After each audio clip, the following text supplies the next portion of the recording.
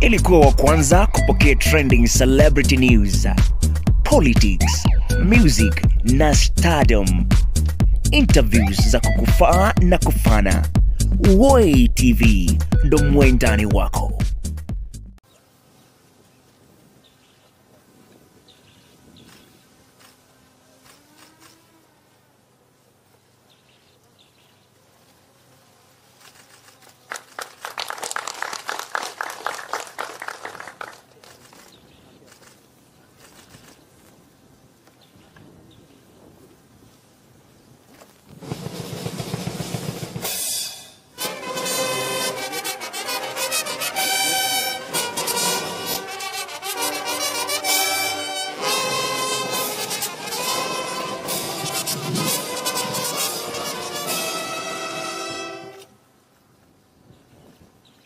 On mission!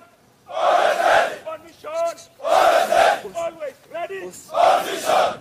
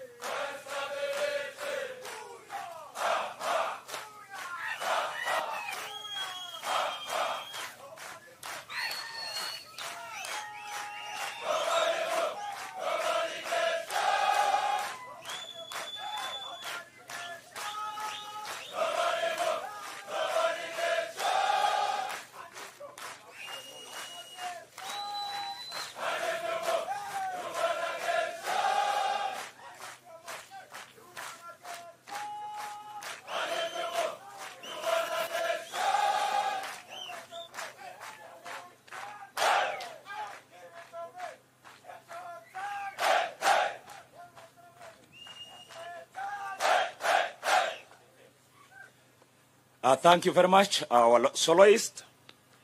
Your Excellency, sir, at this juncture, it is now the time for speech session.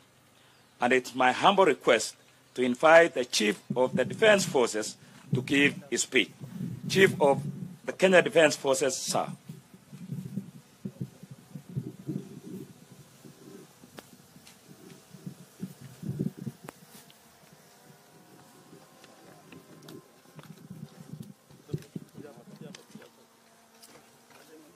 Your Excellency, sound connected, please? Thank you.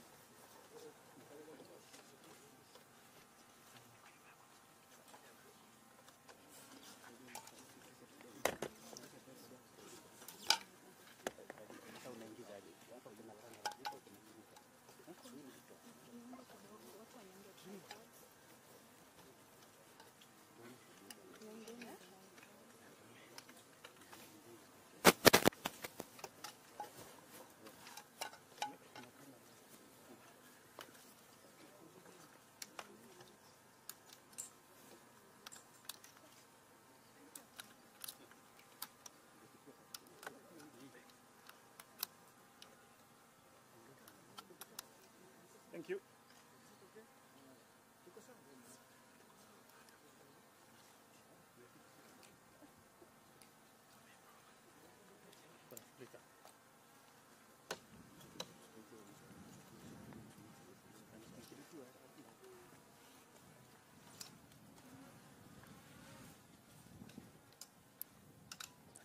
Your Excellency, the President of the Republic of Kenya and Commander-in-Chief of the Kenya Defence Forces, Excellency, the Deputy President, the Cabinet Secretary for Defence, National Security Advisor, Your Excellency, it is my distinct pleasure to welcome you to this very important occasion of handing over the flag to the Kenyan contingent destined for the Eastern DRC under the Eastern Africa Community Regional Force. This contingent is structured at battle group level and has been prepared, well trained and equipped appropriately for the attainment of the EAC mandate within the EAC Regional Force structure, which has 2 battalions from Uganda, 1 battalion from South Sudan, 2 battalions from Burundi, and Rwandan troops operating on their territory along their common border with DRC. And all this in support of the DRC Defense Forces in the restoration of peace and stability in Eastern Congo. Your Excellency, the mandate of the EAC Regional Force, as authorized by the EAC Heads of State Summit of 22nd July 2022, is to, 1, support DRC in collaboration with the humanitarian agencies to continue humanitarian relief to populations affected by armed groups, including internally displaced persons. Second is the support of the DRC Armed Forces in concretizing and maintenance of law and order. Thirdly is to jointly plan and conduct operations within the Eastern DRC to contain the threats of the armed groups. Fourthly is support in disarmament, demobilization, community recovery, and stabilization program. Your Excellency, the success of this mission will be predicated majorly on the outcomes of the political and diplomatic track that demands for cessation of hostilities to create conditions for the disarmament of the armed groups.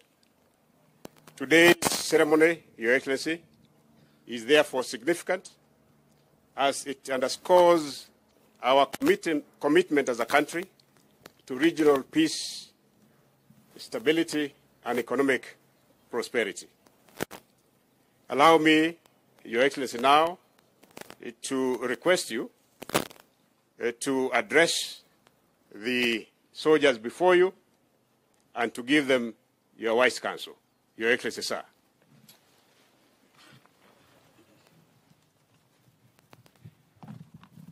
Thank you very much, CDF. Let's take our seats.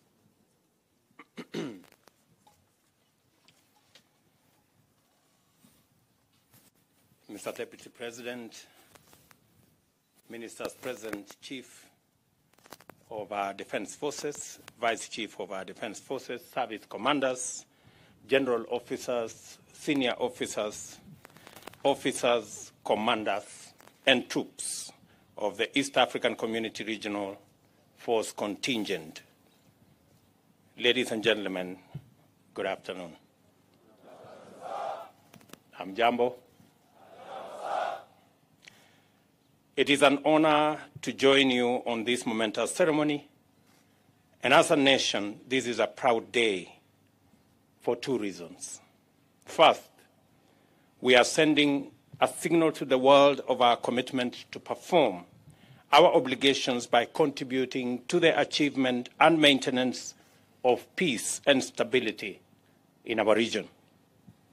Secondly, we are proud to flag off a national contingent whose readiness for mission is at its highest ever.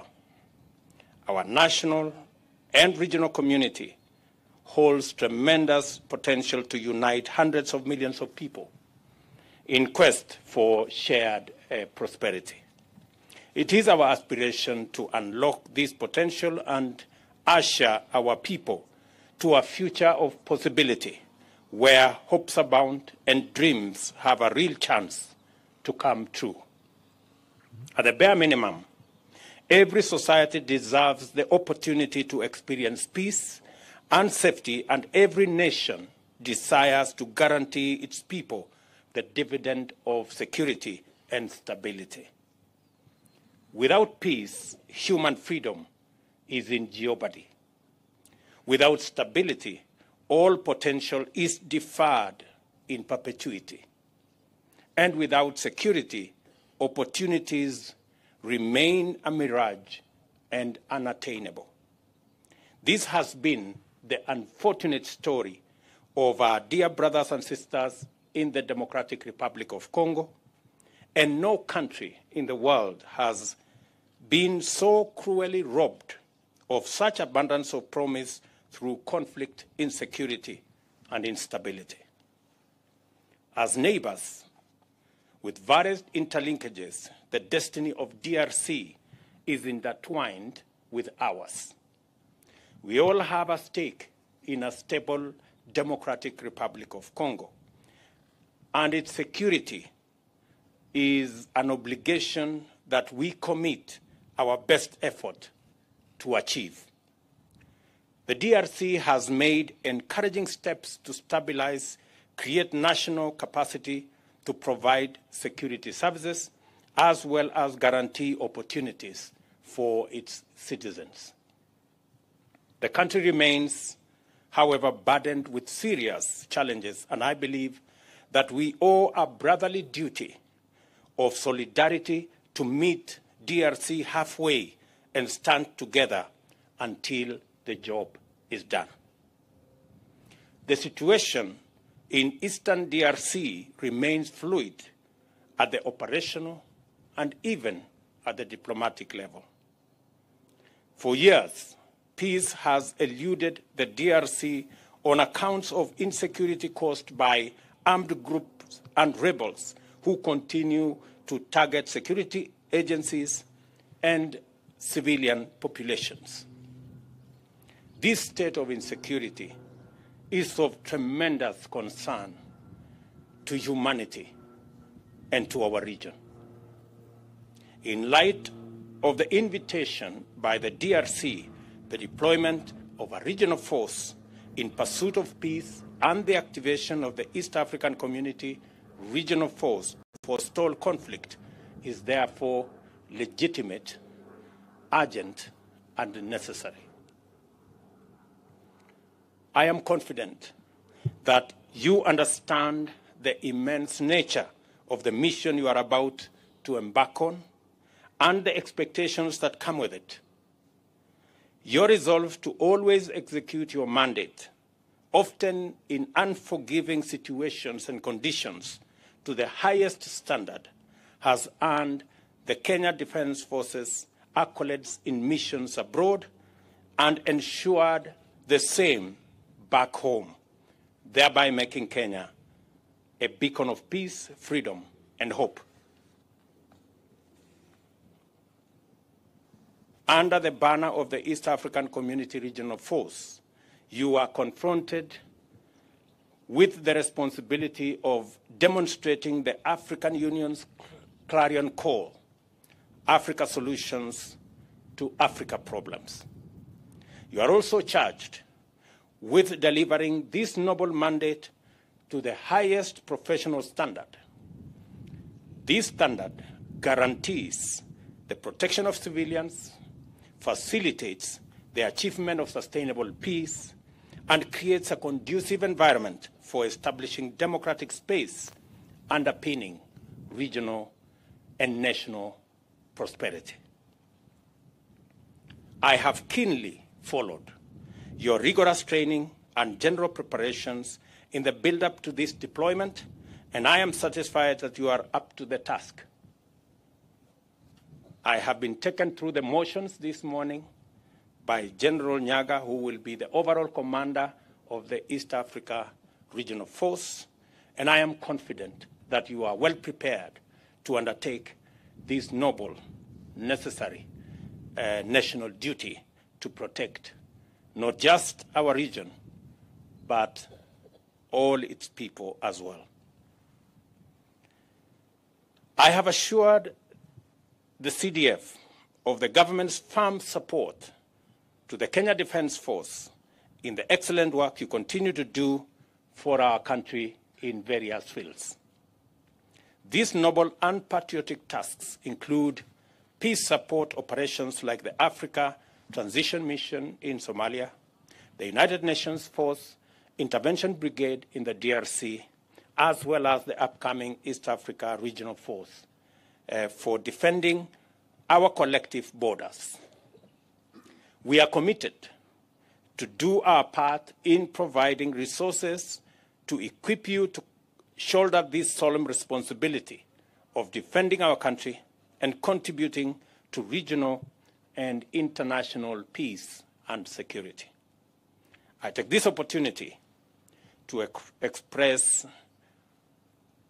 gratitude to all the commanders and troops of the Kenyan contingent assembled here today, and I also thank everyone who has worked so well and tirelessly to make sure that the team achieved the highest level of mission readiness. On behalf of Kenyans, I want to assure you that I have done extensive consultations on this deployment, and in the last 48 hours, I have talked to the Secretary General of the United Nations, who has given his tacit approval of this mission.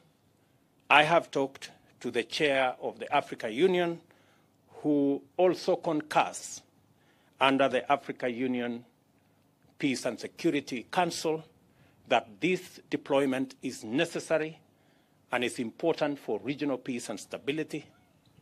I have had extensive consultations with the East African community leaders, starting with our chairman, the President of Burundi, President Museveni, President of Rwanda, and we have all agreed in what accord that it is our collective responsibility to keep our region and our continent safe, and it is our responsibility to confront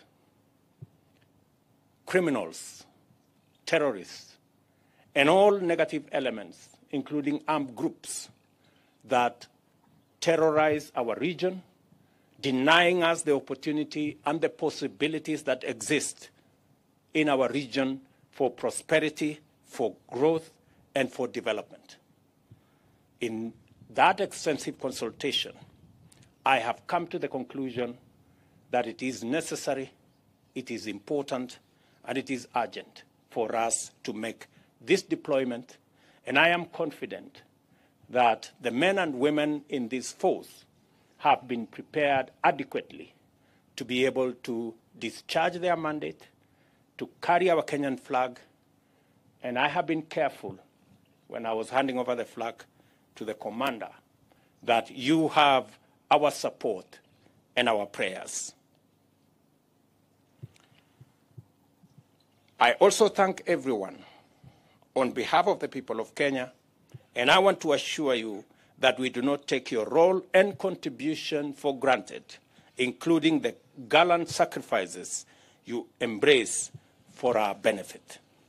I encourage you to be our iconic ambassadors abroad as you have always been, and to continue embodying the noble values of bravery and patriotism in your mission.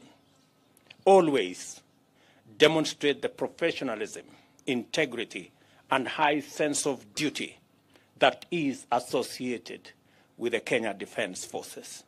In so doing, you will faithfully reflect the mission's values, rules of engagement, and ethos in delivering your mandate to the best of your ability.